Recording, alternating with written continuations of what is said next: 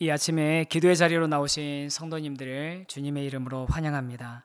다 함께 사도신경을 고백하심으로 새벽 기도회를 시작하겠습니다. 함께 고백합니다.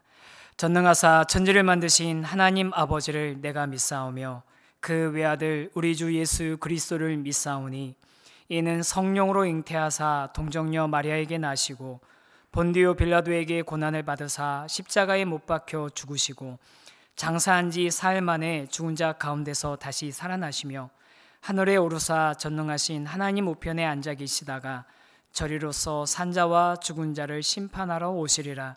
성령을 믿사오며 거룩한 공회와 성도가 서로 교통하는 것과 죄를 사하여 주시는 것과 몸이 다시 사는 것과 영원히 사는 것을 믿사옵나이다. 아멘. 찬송가 313장 함께 찬양하겠습니다.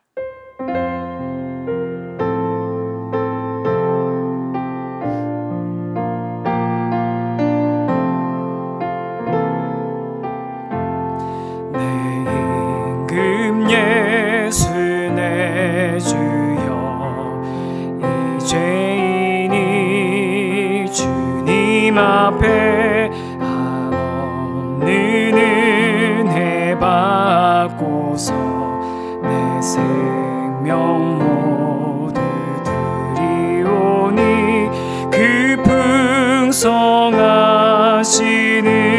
종이 주내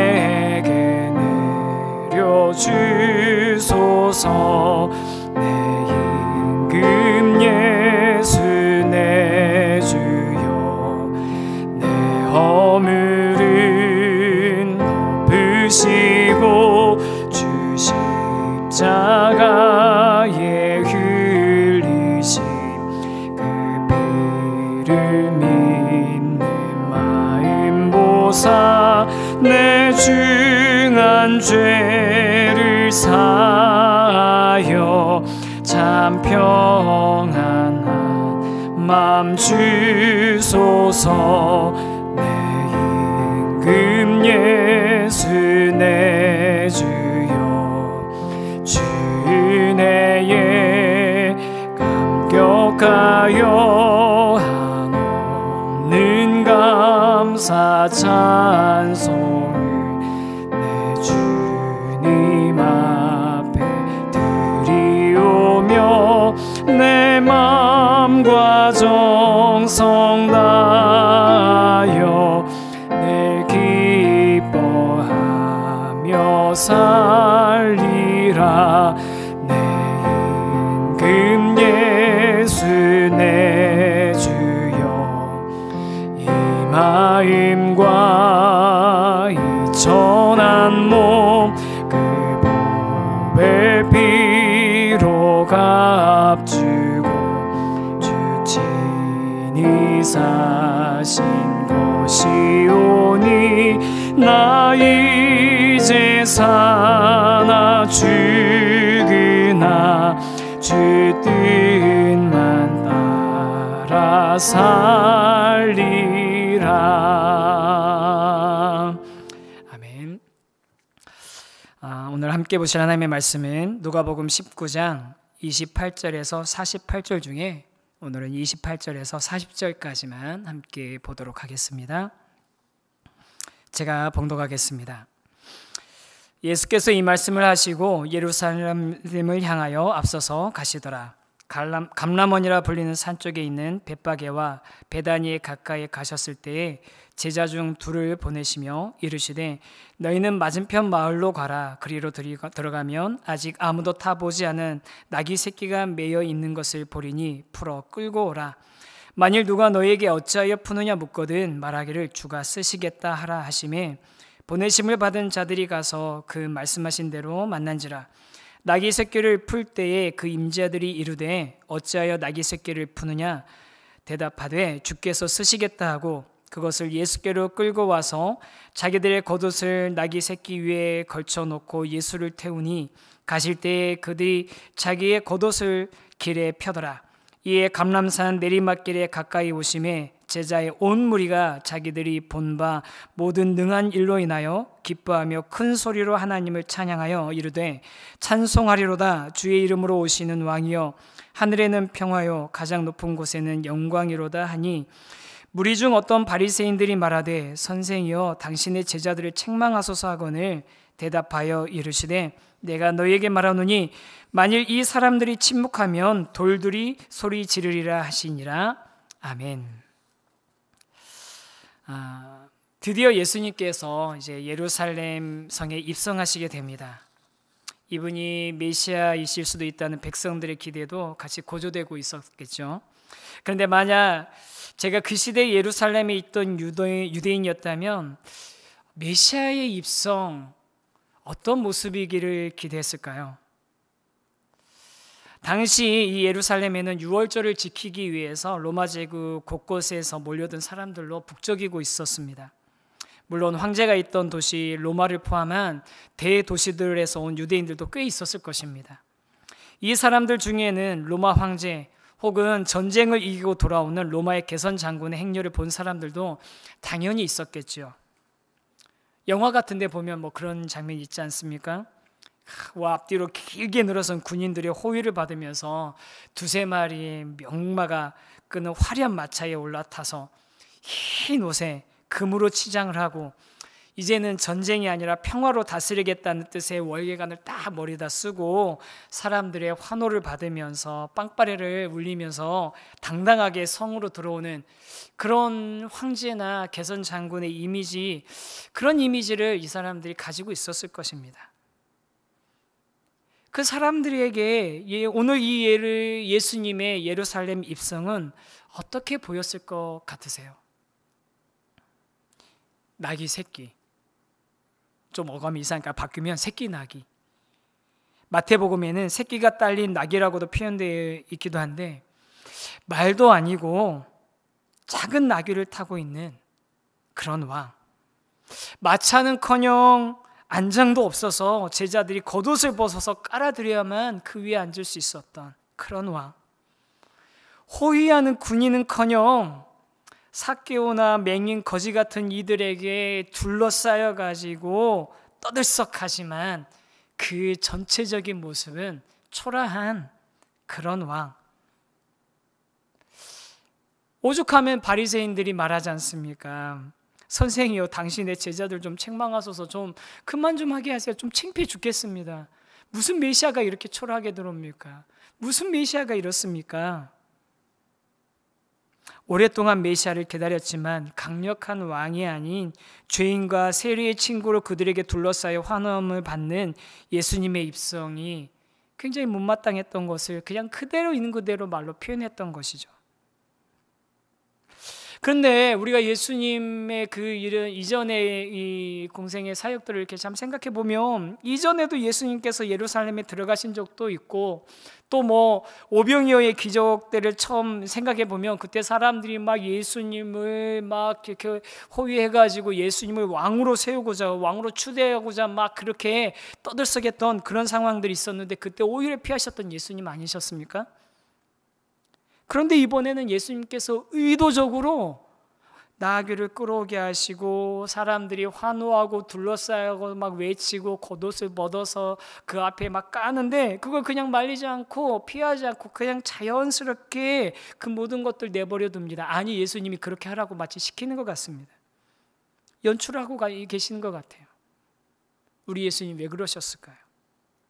그것은 바로 예수님이 구약 성경의 선지자들이 예언했던 바로 그 메시아, 세상 사람들의 기대가 아닌 그 당시 로마의 지배 가운데 강팍함 가운데 정치적인 상황적인 해방을 원했던 그런 사람들의 기대를 채워주는 메시아가 아니라 성경에서 예언했던 바로 그 메시아, 그 구세주이심을 사람들에게 확실하게 드러내 보여주시기 위해서였습니다. 이 장면은 수백 년 전에 스가랴 선지자에 의해서 예언되었던 것과 정확하게 일치하는 모습입니다. 스가랴 9장 9절에서 10절 말씀에는 이렇게 이야기하고 있습니다. 한번 읽어보겠습니다. 시온에 따라 크게 기뻐할지어다. 예루살렘에 따라 즐거이 부를지어다. 보라, 내 왕이 내게 임하시나니 그는 공의로우시며 구원을 베푸시며 겸손하여서 나귀를 타시나니 나귀의 작은 것 곧 나귀 새끼니라. 내가 에브라임의 병거와 예루살렘의 말을 끊겠고 전쟁하는 활도 끊으리니 그가 이방 사람에게 화평을 전할 것이요 그의 통치는 바다에서 바다까지 이르고 유브라데 강에서 땅끝까지 이르리라. 시온의 딸들이 기뻐할 이유는 왕이 들어오실 것인데, 왕이 예루살렘으로 오실 것인데, 그 왕은 공의로우시고 구원을 베푸시고 겸손하여 나귀, 그것도 새끼 나귀를 타고서 예루살렘으로 들어오실 것임을 예언하셨습니다. 공의로우시며 구원을 베푸는 왕, 바다에서 바다까지 그 통치가 이루는 왕, 유브라데 강에서 땅끝까지 그 권세가 이어지는 그 왕, 그 왕은 어떤 분이어야 되겠습니까? 상식적으로 생각한다면 범접할 수 없는 위엄으로 사람들을 압도하는 권위를 가지고 계신 그런 왕이어야 되지 않겠습니까?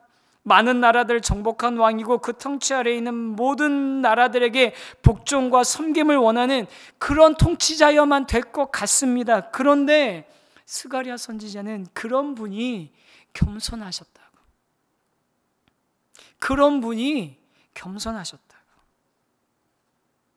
그 주님은, 그 메시아는 복종과 섬김을 원하시는 왕이 아니시라고 이야기하고 있습니다.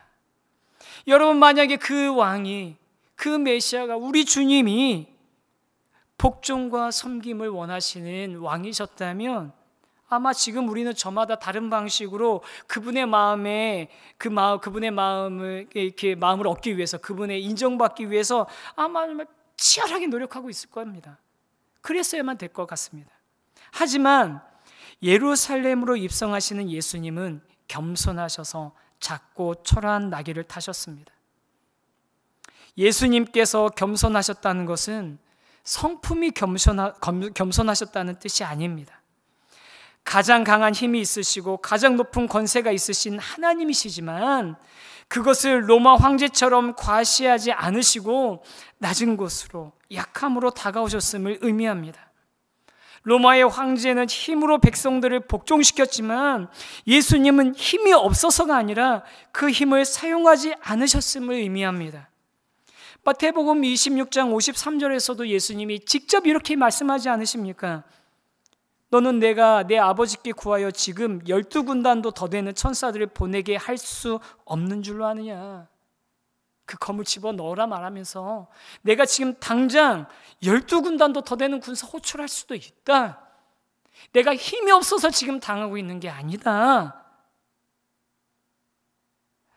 왜 그러셨습니까? 예수님은 그 힘을 통해서 사람들을 복종시키기를 원하시는 게 아니라 그 사람들의 사랑을 받기를 원하셨기 때문입니다. 예수님은 우리를 굴복시키고 복종시키고 우리 위에서 우리를 짓밟기를 원하시는 그런 통치자가 아니라 우리보다 더 낮은 곳으로 내려가셔서 우리를 살리기 위해 우리를 사랑하셔서 우리 위하여 기꺼이 자신의 모든 것을 내어주는 것을 주저하지 않으시는 겸손의 왕이셨습니다. 사랑하셔서 낮아지시고 포기하시고 섬기셨습니다. 통치자와 유력한 사람들의 친구가 아니라 당시 사람들이 죄인이라고 손가락질하는 사람들과 억압받는 사람들의 친구가 되주셨습니다. 이것이 우리에게 얼마나 큰 위로와 힘이 되는지 모릅니다. 예수님은 바로 저와 여러분 같은 죄인의 친구이고 우리 위에 군림말이 하지 않으시고 겸손하게 자신을 낮추어 가까이 다가오신 하나님이십니다. 그분의 사랑은 관념적인 언어가 아니라 실제적인 삶이셨습니다. 그 주님을 향해 오늘 저와 여러분이 해야 할 일들은 무엇이겠습니까? 많은 것들이 있겠지만 가장 먼저 우리가 해야 될 것은 그 하나님을 찬양하는 것입니다. 그 예수님의 이름을 찬양하는 것입니다. 예수님은 무리들이 예수님을 찬양하는 것을 멈추게 하지 않으셨습니다. 바리새인들이 요구하는 것에 대해서 그게 동조하지 않으셨습니다. 만약에 저들이 나를 찬양하지 않는다면, 소리 높여 하나님을 찬양하지 않는다면 차라리 저 돌들이 일어나서 찬양하게 될 것이라고. 사랑하는 성도 여러분, 우리를 사랑하셔서 우리보다 더 낮은 곳으로 오셨던 그 주님, 겸손하게 나귀 새끼를 타고 우리에게 다가오신 그 주님을 찬양하는 저와 여러분의 삶이 되길 원합니다.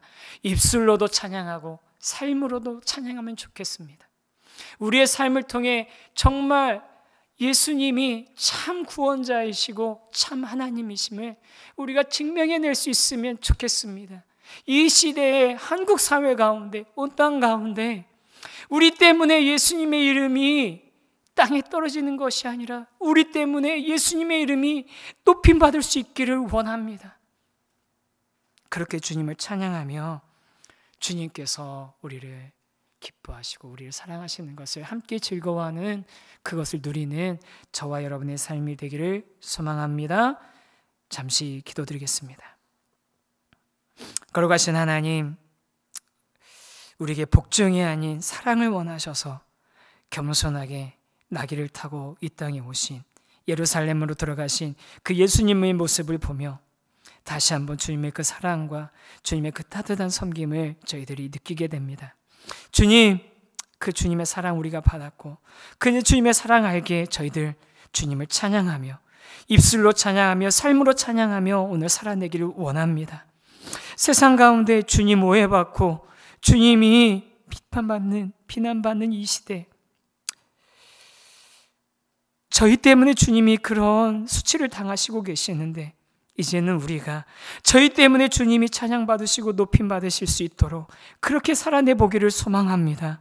오늘 우리의 삶을 변화시켜 주시옵소서. 주님 감사드리며 사랑과 은혜 많으신 예수님의 이름으로 기도드립니다. 아멘. 우리 시간 함께 같이 마음을 모아서 기도하길 원합니다. 첫 번째는 복종이 아닌 사랑을 원하시는 하나님께, 우리 예수님께 우리도 사랑을 고백하며 감사하는 그런 하루가 되기를 우리 함께 기도했으면 좋겠습니다. 그리고 두 번째로는 오늘 주어진 삶의 자리에서 주님의 평강을 전할 수 있는 그런 사람이 되기를 소망합니다. 그리고 마지막으로 분당 우리교회에게 맡기신 사명이 겸손함과 다름으로 빚어지는 열매 맺는 그런 은혜 주시기를 우리가 이 시간에 같이 한번 기도했으면 좋겠습니다. 함께 기도하겠습니다. 거룩하신 하나님,